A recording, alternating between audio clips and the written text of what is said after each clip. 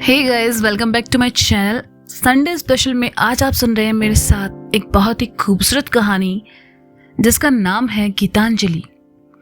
जी हाँ दोस्तों, गीतांजलि एक संघर्ष, एक ऐसी लड़की का जिसने अपनी जिंदगी में बहुत कुछ खोया है लेकिन कभी उम्मीद नहीं हारी। तो शुरू करते हैं। पिछले 2 घंटे से मैं ट्रेन का इंतजार कर रहा था, पर ट्रेन आज कुछ ज्यादा ही लेट थी। शाम के 4 बज रहे थे और गर्मी के कारण मुझे उबासियां आ रही थी। उठकर नल की तरफ गया, मुंह धोया, पानी पिया, तब जाकर थोड़ा अच्छा महसूस हुआ। इतने में चाय वाला आया। मैंने एक चाय ली और इत्मीनान से पीने लगा। चाय खत्म होते ही मैं पास के बुक स्टॉल पर गया और कुछ किताबें खरीदी। क्योंकि सफर बहुत लंबा था, उसे काटने के लिए किताब से अच्छा साथी भला ऑन हो सकता है। जैसे ही किताब लेकर वापस आया, ट्रेन भी आ चुकी थी। मैंने जल्दी से अपना सामान उठाया और ट्रेन में चढ़कर खिड़की वाली सीट अपने नाम कर ली। सफर करते वक्त ट्रेन या बस की खिड़की मेरी पहली पसंद रही है। जिस बर्थ में मैं था वो खाली थी। मैंने अपने पैर पसार लिए और आराम करने लगा। कुछ ही देर में मेरे सामने वाली सीट पर एक बुजुर्ग दंपत्ति आ बैठे। मैंने बैग से मोबाइल निकाला, ईयरफोन निकाले और कान में लगाकर गाने सुनने लगा ताकि उस दंपति की बात मुझ तक ना पहुंचे। मेरा नाम जैन शर्मा था। घर और बाहर मुझे हर कोई जय नाम से बुलाता था। अपने माँ बाप का इकलौता बेटा था मैं। पापा का खुद का बिजनेस था और उन्होंने मुझे कई बार कहा काम संभालने को, पर मुझे कुछ अलग करना था।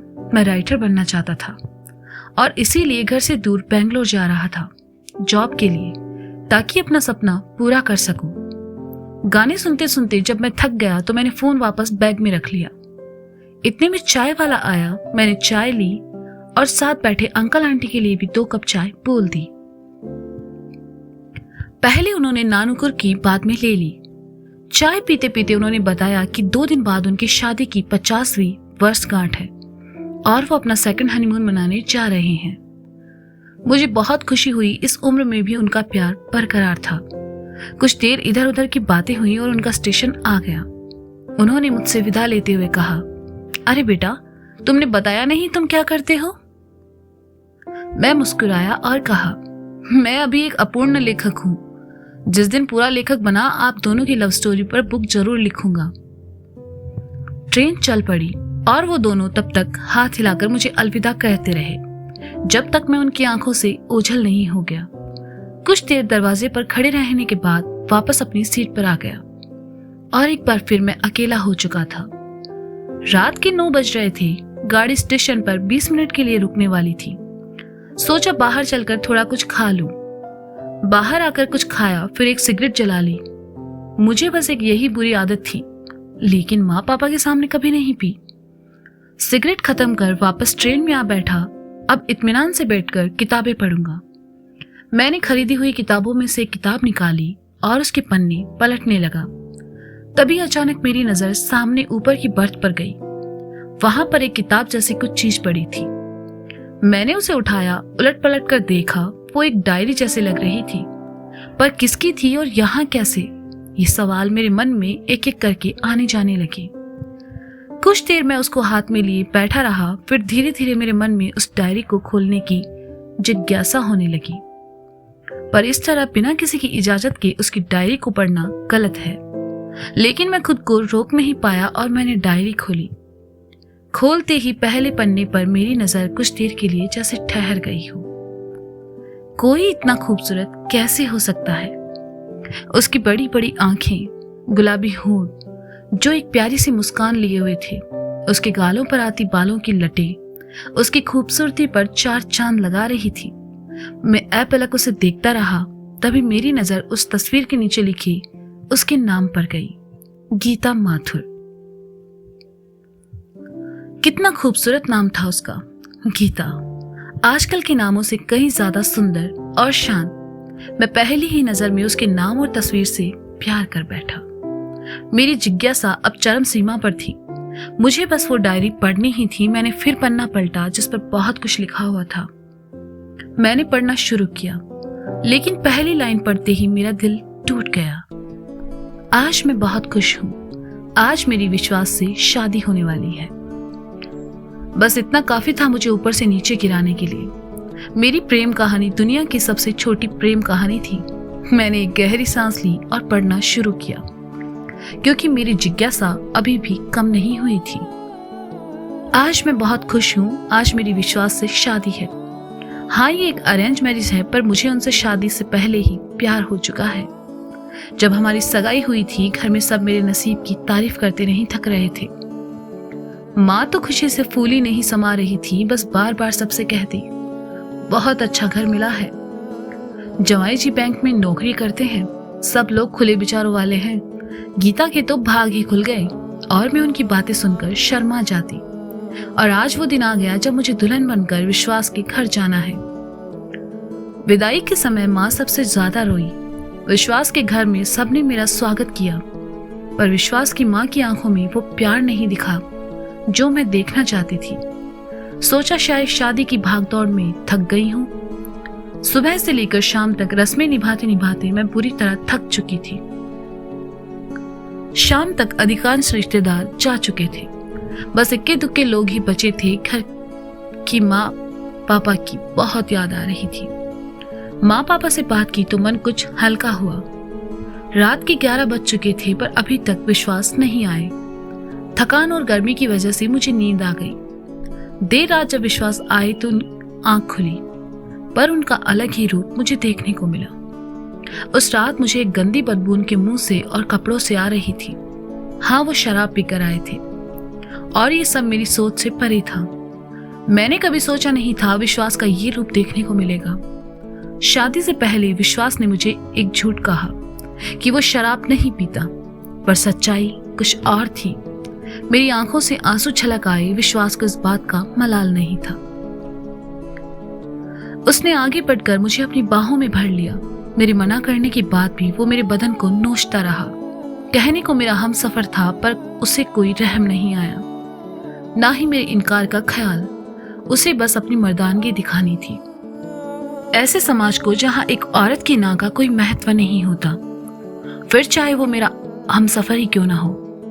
अगर मेरे मना करने के बाद भी वो मेरे साथ जबरदस्ती करता है तो वो प्यार नहीं बलात्कार ही होता है। और उस रात मेरा बलात्कार हुआ था, और उसके बाद न जाने कितनी ही बार हुआ, पर मैं उस चीज का विरोध नहीं कर पाई, क्योंकि मर्यादा और इज्जत नाम की बेड़ियों में मैं बंधी हुई थी। मैंने खुद को उसके अनुसार बना लिया। प्यार जैसा कुछ नहीं था हमारे बीच। हम दोनों में बस शारीरिक जरूरतें थी, वो भी सिर्फ उनकी जो पूरी हो जाया करती थी। बेटी बनाकर लाने वाले सास ससुर को भी कोई खास फर्क नहीं पड़ा। उल्टा उनकी गलतियों पर पर्दा डालने के लिए उनकी माँ हमेशा आगे रहती। अपने ही हाथों अपने बेटे की बसी बसाई दुनिया उजाड़ने में उनका खास योगदान भी रहा। वो लोग मुझे पसंद नहीं करते थे। कई दिनों तक समझ नहीं आया कि ऐसा क्यों है, आखिर क्या कमी थी मुझ में। पर मेरे पास सिर्फ सवाल थे, उनका जवाब नहीं। और कुछ दिनों बाद जवाब भी मिल गया, जब विश्वास की माँ ने किसी से फोन पर कहा, अरे हम तो फंस गए। सोचा था नौकरी करती है तो कुछ ना कुछ तो लाएगी ही घर में, पर इसकी माँ ने तो कपड़ों और चंद सामान के अलावा कुछ नहीं दिया हमें, और मुझे तो ये पसंद भी नहीं थी। विश्वास की वजह से मैंने इसे अपने घर में आने दिया, वरना इसकी क्या औकात मेरे बेटे से शादी करने की। टूट से गई थी ये सुनकर। अगर पसंद नहीं तो फिर शादी क्यों की, पर सहन करना पड़ा, अपने लिए, अपने माँ बाप के लिए, ताकि उनको कभी मेरी वजह से शर्मिंदा ना होना पड़े। बस ढाल लिया खुद को उनके हिसाब से, जैसा वो लोग चाहते थे वैसा बना लिया। विश्वास को मैं पसंद भी थी तो सिर्फ जरूरत के हिसाब से। उन्होंने कभी मेरा दुख, मेरा सुख जानने की कोशिश नहीं की। कभी नहीं जाना कि मैं क्या चाहती हूँ, मेरी जरूरतें क्या है। मैं बस कोलू का बेल बन चुकी थी, जो चक्कर घिन्नी की तरह चक्कर पे चक्कर काटती रहती। बहुत बार समझाया, जताया, पर कभी उनको एहसास नहीं हुआ कि वो गलत है। बहुत बार जब सहा नहीं गया तब घर छोड़कर माँ के पास चली आई, उनसे मदद मांगी, पर हर बार उन्होंने समझा बुझाकर भेज दिया। विश्वास की तरह वो भी मेरे जज्बातों को नहीं समझ पा रही थी, शायद समझना नहीं चाहती थी। माँ जो थी समझ सब रही थी, पर मजबूर थी। बेटी की माँ जो भी थी, बसा बसाया घर कैसे उजाड़ देती। पर मुझे शिकायत नहीं थी उनसे। फिर एक खुशी का पल आया। मैं सारा दर्द भूल चुकी थी, वो सब कुछ जो अब तक गलत हो रहा था मेरे साथ। मेरे पेट में एक नन्ही सी जान पल रही थी। मुस्कुराना भूल चुकी थी, पर अब उसे महसूस किया तो मुस्कुराने लगी। पर वो पल सिर्फ कुछ पल के लिए था, ठहरा ही नहीं। जिंदगी में अंधविश्वास के चलते उसकी जान ले ली उन लोगों ने। मैं कभी माफ नहीं कर सकती, शायद कभी कर भी ना पाऊं। एक आखिरी उम्मीद थी जो मैं अब खो चुकी थी। उसके जाने का किसी को दुख नहीं था, उसे इस दुनिया में आने ही नहीं दिया उन लोगों ने। दुख कैसे होता? वक्त हर जख्म भर देता है, हर याद मिटा देता है, पर कुछ यादों को मिटा पाना हमारे वश में नहीं होता। मैं भूल नहीं पाई वो हादसा, कैसे भूल सकता है भला कोई। उसके बाद तो इल्जाम भी मुझ पर ही लगे, उंगलियां भी मुझ पर ही उठी और गुनहगार भी मैं बन गई। पर चुप, क्योंकि मुझे सजा देने वालों का ये समाज मेरा अपना बताता था। और जब एक औरत सहना शुरू कर देती है तो हर कोई उसे आजमाना शुरू कर देता है, उसके अपने पराए घर की हर एक चीज। और जब नहीं सह पाती तो खत्म कर लेती है अपनी कहानी। पर मैं इतनी कमजोर नहीं थी, सहती रही तब तक जब तक हिम्मत थी। जब नहीं सहा गया, छोड़ आई वो घर जहां मेरी कोई जरूरत नहीं थी। छोड़ दिया रिश्ता जो मजबूरी के धागों में बंधा था। छोड़ दिया उस हमसफर को जो मेरी हिफाजत नहीं कर सकता था। अपने घर लौट आई माँ के पास। इस बार माँ ने मुझे अपना लिया। इस बार उन्होंने मेरे जज्बात भी समझ लिए। मेरे हालात देख कुछ नहीं बोली, बस सीने से लगा लिया। और उस वक्त उसी की जरूरत थी मुझे। सारा दर्द आंसुओं के जरिए बह गया। विश्वास और घर वालों ने मेरी कोई खबर नहीं ली, लेते भी क्यों। उनके रास्ते का कांटा जो निकल चुका था, टूट चुकी थी अंदर ही अंदर। सुनने वाले बहुत थे, समझने वाला कोई नहीं था। कहना चाहती भी नहीं थी। जिंदगी को एक नया मोड़ देने की कोशिश की, फिर से नौकरी शुरू की, लेकिन लोग इतनी जल्दी भूलने नहीं देते। एक हाथ में मरहम और एक हाथ में नमक लेकर घूमते हैं। हर कोई बस जिस्म पानी की नजरों से देखने लगा। अकेली लड़की बहती नदी है जहां हर कोई हाथ धोना चाहता है। सोचा नहीं था जिंदगी में ये दौर भी आएगा। अपनों और गैरों के बीच का फर्क समझने लगी थी। 6 महीने निकले, दोनों पक्षों में खूब बहस हुई। एक दूसरे पर कीचड़ उछाला जाने लगा, इल्जाम लगे, दलीलें पेश हुई और फिर राय मशवरा होकर सुलह हो गई। हमेशा की तरह, हर बार की तरह मेरी राय इस बार भी नहीं पूछी गई। हर किसी को बस अपनी इज्जत की परवाह थी। समाज के उन ठेकेदारों का कहना था, औरत हो सहना सीखो। मैं नहीं जाना चाहती थी, पर जाना पड़ा। कुछ नहीं बदला था, सब वैसा ही था, या यूं कहो पहले से भी ज्यादा अकेली पड़ गई थी। खामोश हो चुकी थी। जैसा वो लोग चाहते थे खुद को वैसा बना लिया। पर जिंदगी इतनी आसान नहीं थी। जिस भरोसे के साथ घर वालों ने वापस भेजा था, वो भरोसा मेरी हड्डियों के साथ साथ टूट गया। कभी गालियां, कभी ताने, कभी मजाक उड़ाना, सब कुछ हो रहा था मेरे साथ। और उस रात जब मैंने बिस्तर पर उसका साथ नहीं दिया, चमड़े की बेल्ट से उधर चुका था मेरा शरीर। मुंह पर न जाने कितने ही घूंसे मारे गए, जिनका कोई हिसाब किताब नहीं था। जब कमरे से बाहर जाते वक्त मेरे बेजान चेहरे पर उसने थूका और बाहर निकल गया, तब मर चुका था मेरा आत्मसम्मान। कुछ बाकी नहीं बचा था। मैं जी रही थी, पर सिर्फ एक जिंदा लाश बनकर। कुछ महसूस कर सकती थी, कुछ महसूस नहीं होता था। खुशी अब खुशी नहीं लगती थी, गम अब गम नहीं लगता था। शादी, प्यार, पति, इन सब का कोई महत्व नहीं रह गया था। हार चुकी थी जिंदगी से, खुद से, समाज के इन खोखले रिवाजों से, जहां पति का घर ही औरत का सब कुछ होता है। आंसू अब आंखों में जम चुके थे। मैं अपना जिस्म उसे सौंप चुकी थी। हर रोज वो मेरा शरीर नोचता प्यार के नाम पर। मैं उसे प्यार नहीं मानती थी, मेरी आत्मा तो कब की मर चुकी थी। पत्नी होने का दर्जा मुझे दोबारा नहीं मिला उस घर में। चाह कर भी अब किसी से अपना दर्द नहीं बांट सकती थी, बस सह रही थी, न जाने क्यों। दुखों की धूप में छांव का एक झोंका आया, जब एक बार फिर मेरी कोख में नन्ही सी जान पल रही थी। 9 महीने बाद मैंने एक बहुत ही प्यारी सी बेटी को जन्म दिया, पर उसे देखकर कोई खुश नहीं था। उन सबको लड़का चाहिए था। वो बिल्कुल मेरे बगल में लेटी थी, एकदम मासूम सी, अपनी बड़ी बड़ी आंखों से मेरी तरफ देख रही थी। उसका नाम मैंने अंजलि रखा। वो बिल्कुल मेरे जैसी थी, मेरी दुख भरी जिंदगी में खुशी बनकर आई थी। पर अगले ही दिन वो अस्पताल से गायब थी। पूछने पर किसी ने कोई जवाब नहीं दिया। मैं अपनी बच्ची के लिए रोती रही, चिल्लाती रही, सबसे रहम की भीख मांगती रही, पर किसी ने कुछ नहीं बताया। होश में आने पर मैंने फिर पूछा, मेरी बेटी कहाँ है? एक जोरदार तमाचा मेरे गाल पर रसीद कर दिया उसने। मुंह के बल गिर पड़ी मैं। मुंह से खून आने लगा। मुझे मेरी बच्ची लौटा दो, मैं आप लोगों के आगे हाथ जोड़ती हूँ। मेरी बच्ची कहाँ है बता दीजिए। मर गई तेरी बच्ची। जैसे ही ये शब्द मेरे कानों में पड़े, धड़ाम से नीचे गिर पड़ी मैं। कुछ समझ नहीं आया, दिमाग फटने लगा था मेरा। दिमाग में जैसे सैकड़ों लाउड स्पीकर बज रहे थे। ट्रेन की तेज आवाज, कभी जोर जोर से हंसने की आवाजें, कभी रोने की आवाजें एक साथ कानों में गूंजने लगी। मैं रोना चाहती थी। मैंने अपना आखिरी सहारा भी खो दिया। चिल्लाना चाह रही थी पर आवाज जैसे हलक में जम गई। उसने मेरी बाह पकड़ी और घसीटते हुए कमरे में ले जाने लगा। न जाने कहां से मुझ में इतनी ताकत आ गई, मैंने उसे जोर का धक्का मारा। उसका सर दीवार से जा लगा। मैं वहां से बाहर की तरफ भागी। इस बार मैंने पीछे मुड़कर नहीं देखा। तेज और तेज मैं बस भागे जा रही थी बेतहाशा। रास्ता कौन सा था मुझे नहीं मालूम, बस इन सब से बहुत दूर जाना था मुझे। भागते भागते ठोकर खाकर गिर पड़ी।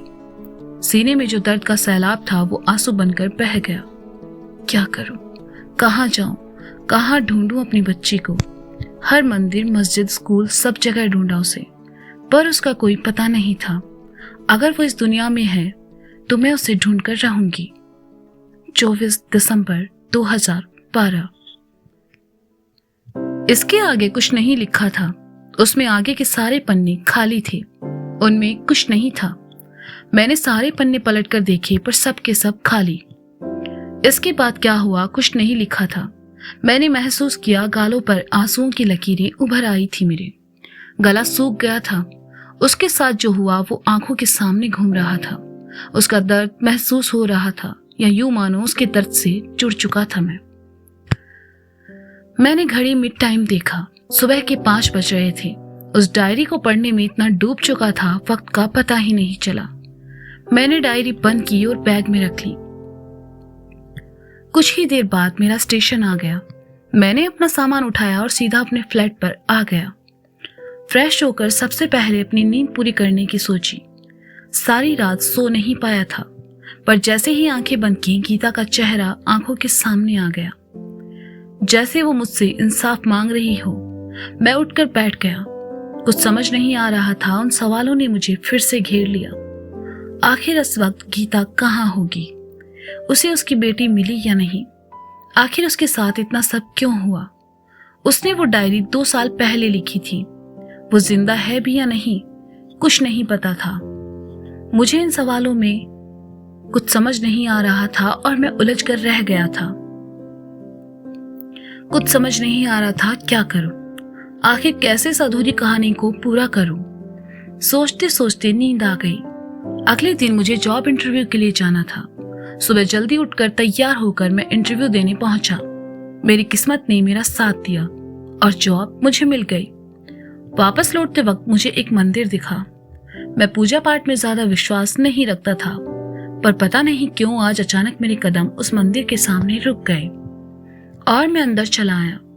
मेरे पास किसी चीज की कमी नहीं थी, फिर भी मैंने उनके सामने हाथ जोड़ लिए और कहने लगा, हे ईश्वर, आपने मेरे मांगने से पहले मुझे सब दिया है। आज मैं आपसे सिर्फ एक चीज मांगना चाहता हूँ, मुझे गीता से मिला दीजिए ताकि मैं उसके सब दुख दूर कर सकूं। गीता के दर्द से मैं अब पूरी तरह जुड़ चुका था।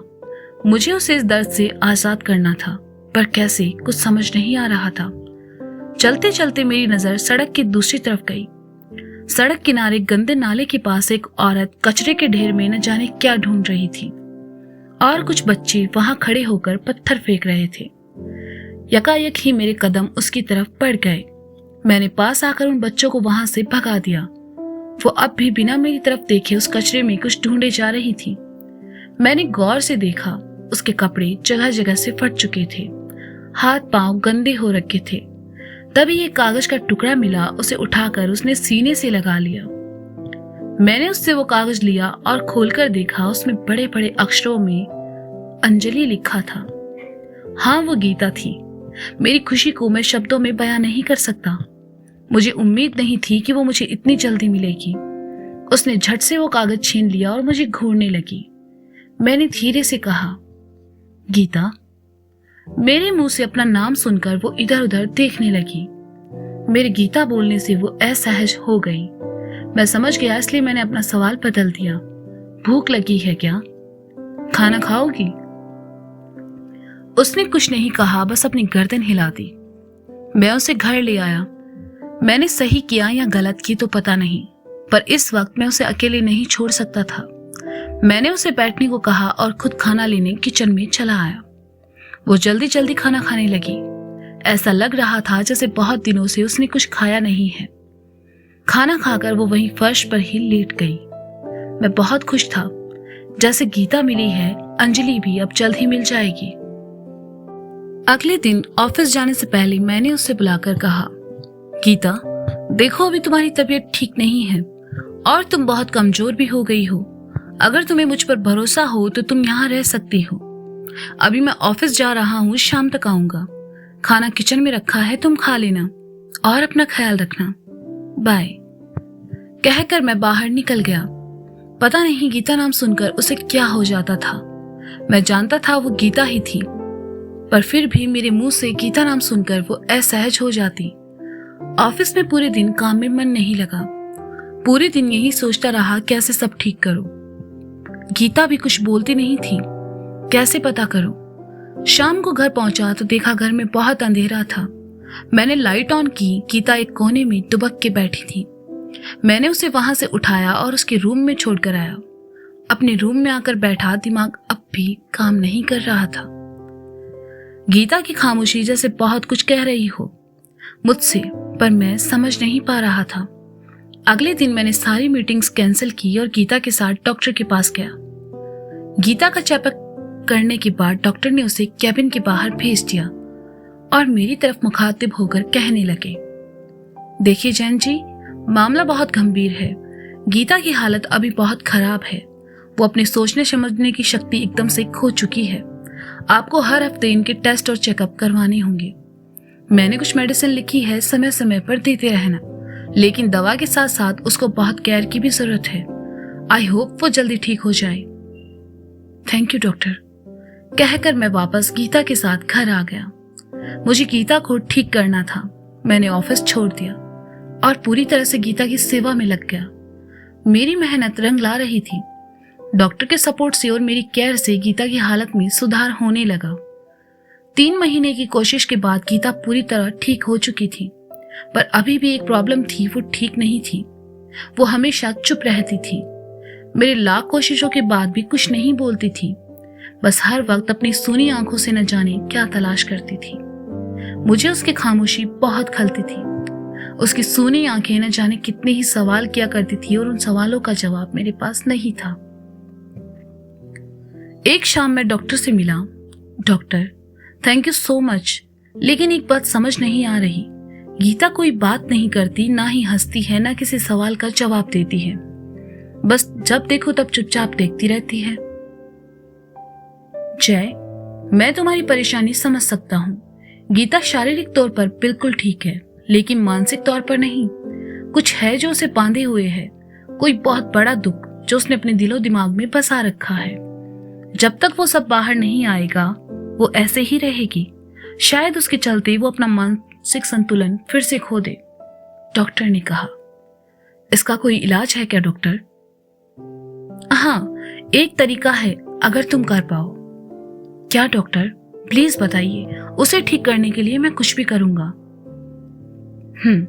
उसके मन में जो डर है, दुख, दर्द, गुस्सा, तकलीफ, उसे तुम्हें बाहर निकालना होगा। उसे उसका अतीत या फिर कोई ऐसी घटना याद दिलाओ जिससे वो जुड़ी हुई हो। उसे उसके सबसे करीबी इंसान की याद दिलाओ। उसे वो दर्द याद दिलाओ जो उसे रोने के लिए मजबूर कर दे। चीखे चिल्लाए और तब तक रोने दो जब तक उसके अंदर का सारा दर्द आंसुओं के जरिए बाहर ना आ जाए। बस यही एक आखिरी तरीका है गीता को बचाने का। बात का ध्यान रखना, ये सब करते हुए गीता को हर्ट ना हो, वरना तुम उसे हमेशा हमेशा के लिए खो दोगे। डॉक्टर ने कहा। ठीक है डॉक्टर, मैं पूरी कोशिश करूंगा। Wish you best of luck, doctor ने कहा। डॉक्टर ने गीता को बचाने का रास्ता तो दिखा दिया था, पर यह रास्ता बहुत मुश्किल था मेरे लिए, पर मुझे ये करना था। घर आते ही मैं गीता के पास गया। वो दीवार के सहारे घुटनों पर सर रखकर बैठी थी और फर्श को देखे जा रही थी। मैं उसके सामने जाकर बैठ गया। मेरा दिल जोरों से धड़क रहा था। मैं जो करने जा रहा था वो बहुत मुश्किल था, लेकिन जरूरी था। मैंने गहरी सांस ली और बोलना शुरू किया। गीता, गीता, तुम मुझे सुन रही हो? गीता, क्या हुआ है तुम्हारे साथ? कहां से आई हो तुम? गीता, तुम्हारी शादी, तुम विश्वास की पत्नी हो ना? विश्वास माथुर, तुम्हारी सास, ननद, पति, तुम्हारा पहला बच्चा जो इस दुनिया में नहीं है। गीता, याद करो कुछ। गीता, अंजलि। अंजलि नाम सुनते ही उसने मेरी तरफ देखा। यही सही वक्त था मेरे लिए। मैंने बोलना जारी रखा। गीता, अंजलि, अंजलि तुम्हारी बेटी। अंजलि मर चुकी है। हाँ गीता, वो मर चुकी है। मेरे इतना कहते ही वो चिल्ला पड़ी। उसकी चीखें इतनी दर्द भरी थी कि किसी का भी दिल चीर कर रख दे। वो जोर जोर से रोने लगी। उसकी आवाज में इतना दर्द था कि पत्थर भी पिघल जाए। मुझसे उसका इस तरह रोना देखा नहीं जा रहा था। वो रोती रही, बेतहाशा, बेहिसाब। उसका अब तक का सारा दर्द, सारा गुस्सा अब आंसुओं के जरिए बाहर आ रहा था। और जब वो सब बह गया, उसने हाथ जोड़कर मुझसे रोते हुए कहा, प्लीज मुझे मेरी बेटी लौटा दो। मैं 2 साल से उसे ढूंढ रही हूँ। एक बार, सिर्फ एक बार मुझे मेरी बेटी से मिलने दो। मैं थक गई हूँ उसे ढूंढते ढूंढते। प्लीज मेरी मदद करो, मुझे मेरी बच्ची से मिला दो। वो जिंदा है, मेरा दिल नहीं मानता कि वो मर चुकी है। मैं तुम्हारे आगे हाथ जोड़ती हूँ, प्लीज मुझे मेरी बेटी चाहिए। 2 साल से मैंने उसे देखा तक नहीं है। मैं खुद को रोक नहीं पाया। मैंने गीता को गले लगा लिया। वो रोती रही और एक ही बात बोलती रही, मुझे मेरी बच्ची लौटा दो। मैंने उससे वादा किया कि मैं उसे उसकी बच्ची को लौटा दूंगा, चाहे वो कहीं भी हो। कितना दर्द, कितनी बेबसी थी उसकी आवाज में। उसका दर्द मुझसे देखा नहीं जा रहा था। अब मेरी जिंदगी का एक ही मकसद था, गीता को उसकी बेटी से मिलाना। अगले दिन मैंने गीता से विश्वास का पता लिया और पहुंच गया उसके घर, क्योंकि सिर्फ वही लोग जानते थे अंजलि कहाँ है। घर में घुसते ही मुझे विश्वास और उसकी मां दिख गए। जब मैंने उनसे अंजलि के बारे में पूछा तो उन्होंने नहीं बताया। मैंने बहुत कोशिश की, लेकिन किसी ने कुछ नहीं कहा। मैं एक शरीफ लड़का था जिसने कभी किसी को बिना वजह परेशान नहीं किया था, लेकिन आज गीता के लिए मैं अपनी सारी हदें पार करने को तैयार था। मैंने बैग से गीता की डायरी निकाली और लोगों को दिखाकर कहा, ये गीता की डायरी है, जिसमें गीता ने खुद अपने हाथ से तुम लोगों के जुल्मों की कहानी लिखी है। अगर ये डायरी मैं पुलिस में दे दूं तो तुम लोग जिंदगी भर जेल में सड़ोगे, और अगर तुम चाहते हो मैं ऐसा ना करूं तो चुपचाप बता दो कि अंजलि कहाँ है, वरना मैं किसी को नहीं छोड़ूंगा। याद रखना तुम लोग। विश्वास ने मेरी धमकी से डरकर कहा, प्लीज ऐसा मत करो, मैं बताता हूं अंजलि कहाँ है। मैंने गीता से सिर्फ पैसों के लिए शादी की थी, पर उसका बाप तो कंगाल निकला। उसके बाद उसे टॉर्चर किया ताकि वो पैसे ला कर दे या फिर अपनी मर्जी से घर छोड़कर चली जाए, लेकिन वो नहीं गई। उसे मारा पीटा, यहाँ तक कि उसके पेट में जो बच्चा पल रहा था उसे भी मार डाला, लेकिन वो फिर भी नहीं गई। मुझे अपना वंश चलाने के लिए एक बेटा चाहिए था, लेकिन उसने उस बच्ची को जन्म दिया। हमने वो बच्ची एक अनाथ आश्रम में दे दी। उसने जो बताया वो सुनकर मन तो किया उसको जमीन में जिंदा गाड़ दूं, पर मैं मजबूर था। मैंने उससे पूछा, कौन से आश्रम में, कहाँ है वो, मैं उसे पहचानूंगा कैसे? उसने कहा, वो बेंगलोर के किसी बड़े अनाथ आश्रम में है। उसे वहां उसकी मां की तस्वीर के साथ हमने छोड़ा था। देख, मैंने तुम्हें सब सच बता दिया है, अब तुम पुलिस को ये सब मत बताना। मैंने मुस्कुराते हुए कहा, पुलिस को तो तुम खुद सब बता चुके हो। मेरे इतना कहते ही बाहर खड़ी पुलिस अंदर चली आई और विश्वास की मां को, उसे, उसकी बहन और पिता को गिरफ्तार कर लिया। जैसे ही उन्हें ले जाने लगे, विश्वास ने गुस्से में मेरी कॉलर पकड़ते हुए कहा, जिस औरत के लिए तू इतना कर रहा है वो आखिर तेरी लगती क्या है? क्या रिश्ता है तेरा उससे? मैंने अपनी कॉलर छुड़ाते हुए धीरे से कहा, उससे मेरा जो रिश्ता है वो तुम इस जन्म में नहीं समझ पाओगी। और मैं वापस बेंगलोर के लिए निकल गया। कुछ हासिल करने से कुछ देर पहले जो कुछ खुशी होती है ना, बस वो ही महसूस कर रहा था मैं। अब बस अंजलि को ढूंढना था। बेंगलोर के हर अनाथ आश्रम में गया पर वो नहीं मिली। लेकिन मेरी उम्मीद अभी भी खत्म नहीं हुई थी। बेंगलोर के बाहर एक आखिरी अनाथ आश्रम बचा था और मेरी जान में जान आई जब मैंने उसे देखा। 2 साल की मासूम गुड़िया जैसी दिख रही थी वो, बगीचे में अपनी माँ की तस्वीर के साथ। मैं उसके नजदीक गया, वो बिल्कुल अपनी माँ जैसी थी। वो गीता से भी ज्यादा खूबसूरत थी। मैंने उसे गोद में उठा लिया। वो मुस्कुरा उठी। जब उसकी आंखें देखी तो लगा जैसे उसे भी किसी का इंतजार था, और ये इंतजार अब खत्म होने वाला था। मैंने वहां के अधिकारी से बात कर उस बच्ची को गोद ले लिया और 2 दिन बाद वापस घर लौट आया। मैं वो पल देखना चाहता था जिसमें गीता अपनी बच्ची से मिलेगी। मैंने गीता को आवाज दी। जैसे ही वो आई, पहली बार वो मुस्कुराई। मैंने बच्ची की तरफ इशारा करके कहा, अंजलि, तुम्हारी अंजलि। वो दौड़कर आई। उसकी आंखों में आंसू थे, पर खुशी के। होंठों पर हंसी थी। हंसी और आंसुओं का ये संगम मैंने पहली बार देखा था। खुशी से आंखें भर आई। मैंने कर दिखाया। इतनी खुशी कभी नहीं हुई जितनी उन दोनों को मिलता देखकर हो रही थी। गीता मुझसे कुछ कह नहीं पाई, बस अपने दोनों हाथ जोड़ दिए मेरे सामने। मैंने दोनों को थोड़ी देर के लिए अकेला छोड़ दिया और अपने रूम में चला आया। आज मैं बहुत खुश था। मैंने उन दोनों को मिला दिया। एक अधूरी कहानी पूरी की। पर अभी कहानी खत्म नहीं हुई थी। एक काम और करना था। मुझे गीता की जिंदगी को एक नया मोड़ देना था। मैंने अपना फोन देखा और माँ को फोन किया। इतने महीनों से मैं उनसे बात ही नहीं कर पाया था। माँ पापा से बात करके अच्छा लगा। कई महीनों बाद मैं चैन की नींद सो रहा था। सुबह उठने में देर हो गई। मैंने ऑफिस फिर से ज्वाइन कर लिया। तैयार होकर जैसे ही जाने लगा, टेबल पर रखी गीता की डायरी पर नजर चली गई। गीता की जिंदगी बदलने का वक्त आ चुका था। मैंने डायरी उठाई और ऑफिस आ गया। मैं एक राइटर था, इसलिए मैंने गीता के जीवन पर एक किताब लिखने की सोची। मैं जानता था इतना आसान नहीं होगा, पर मुझे गीता की जिंदगी बदलनी थी। मैंने उस किताब पर काम करना शुरू कर दिया। कुछ दिन में वो किताब पूरी हो भी गई। मैंने किताब में गीता के जीवन का पूरा संघर्ष लिखा। मैंने वो बुक मार्केट में पब्लिश कर दी। वही हुआ जो मैंने सोचा था। गीता की बुक हजारों की तादाद में बिकने लगी। देखते ही देखते लाखों पहुंच गई। स्टेट के हर शहर, हर गांव, हर गली में गीता की बुक बिक रही थी। हर जबान पर गीता के चर्चे थे। सबकी आंखें भीग जाती थी उसकी कहानी पढ़कर। और गीता, उसे इसकी खबर तक नहीं थी। वो अब अगली अपनी बेटी के साथ खुश थी। दुनिया जहां से उसे क्या मतलब।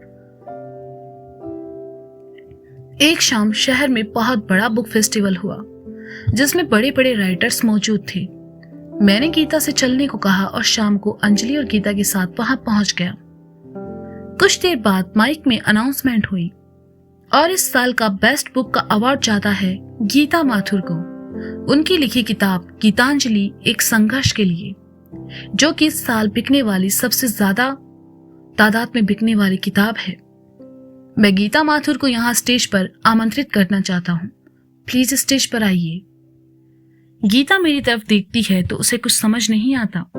मैंने अंजलि को अपनी गोद में लिया और गीता से कहा, गीता, यहां से तुम्हें अपनी जिंदगी की एक नई शुरुआत करनी है। जाओ और अपना अवार्ड लो। गीता, पर यह कहानी मैंने नहीं लिखी। हाँ, जानता हूं, ये कहानी मैंने लिखी है, पर है तो तुम्हारी। अब जाओ और अपनी नई जिंदगी की शुरुआत करो। गीता स्टेज पर जाती है। उसे माइक में बोलने के लिए कहा जाता है तो उसकी पलकें भीग जाती हैं और वो बोलना शुरू करती है। समझ में नहीं आ रहा कहां से शुरू करूं। इस अवार्ड के असली हकदार मैं नहीं, कोई और है। मेरी बेरंग जिंदगी में फिर से रंग भरने में उनका बहुत बड़ा हाथ रहा है। उनका शुक्रिया मैं तहे दिल से करती हूँ। ज्यादा नहीं कहूंगी, बस उन्हें यहाँ बुलाना चाहती हूँ। मिस्टर जय, प्लीज कम। मैं स्टेज तक गया। गीता ने फिर बोलना शुरू किया। मैंने आज तक भगवान को नहीं देखा, पर मेरे लिए तो ये ही भगवान है, और वो बिल्कुल मेरे सामने खड़ी थी, हाथ जोड़े। ये कैसी विडंबना थी कि एक इंसान को उसने भगवान बना दिया। मेरी आंखें भीग चुकी थी। अवार्ड के साथ साथ गीता को एक बड़ी राशि भी मिली, जो उसकी आगे की जिंदगी के लिए आसान थी। गीता और अंजलि के साथ मैं घर चला आया। मैंने उनके विदेश जाने के टिकट्स बनवा दिए। 2 दिन बाद उनको जाना था। पता नहीं क्यों, पर मुझे अच्छा नहीं लग रहा था। अब तक मुझे गीता के साथ की आदत हो चुकी थी और उससे प्यार हो चुका था, पर मैं उसे कह नहीं पाया, कहना चाहता भी नहीं था। प्यार के बंधन में बांधकर उसे कमजोर बनाना नहीं चाहता था। गीता ने अपना सामान पैक किया। अगले दिन उसकी फ्लाइट थी। वो अपनी बेटी के साथ चैन से सो रही थी। मैं उनके पास गया, कुछ देर उनको देखता रहा और फिर कंबल ओढ़ा दी। अंजलि को सर पर किस कर रूम की लाइट बंद की और अपने कमरे में चला आया। ये उन दोनों के साथ मेरी आखिरी रात थी। इसके बाद शायद ही मैं कभी उन दोनों से मिल पाऊं। उस रात पहली बार मैं अपने आंसू नहीं रोक पाया। बहने दिया उन्हें, पर मेरे दिल में गीता के लिए बहुत कुछ था। मैंने उस रात डायरी में अपनी सारी फीलिंग्स लिख दी। शुरू से लेकर अब तक गीता के साथ गुजरा हर पल उस डायरी में लिख दिया, जिसका नाम था अधूरी कहानी। और कब नींद आई पता ही नहीं चला। सुबह गीता और अंजलि को लेकर मैं भारी मन से एयरपोर्ट पहुंचा। गीता को टिकट्स और पासपोर्ट देकर उनसे विदा ली। जैसे ही वो जाने लगी, मैंने मुंह दूसरी तरफ घुमा लिया, क्योंकि मैं उसे जाते हुए नहीं देख सकता था, ना ही देखना चाहता था। गीता मेरी भीगी हुई आंखें देख ना ले, ये सोचकर मैं मुंह फेरे खड़ा रहा। कुछ देर बाद किसी ने मेरे कंधे पर हाथ रखा। मैंने जैसे ही मुड़कर देखा, वो गीता थी। मेरे कुछ बोलने से पहले ही उसने मेरी डायरी मुझे देते हुए कहा, इस अधूरी कहानी को पूरा नहीं करोगे? मैं कुछ नहीं बोल पाया। उसे कब ये सब पता चला मैं नहीं जानता। मैंने एक नजर उसे देखा और कसकर गले लगा लिया। तो दोस्तों, ये कहानी होती है खत्म यहीं। तो शुक्रिया, बाय, मिलते हैं अगले संडे फिर एक नई कहानी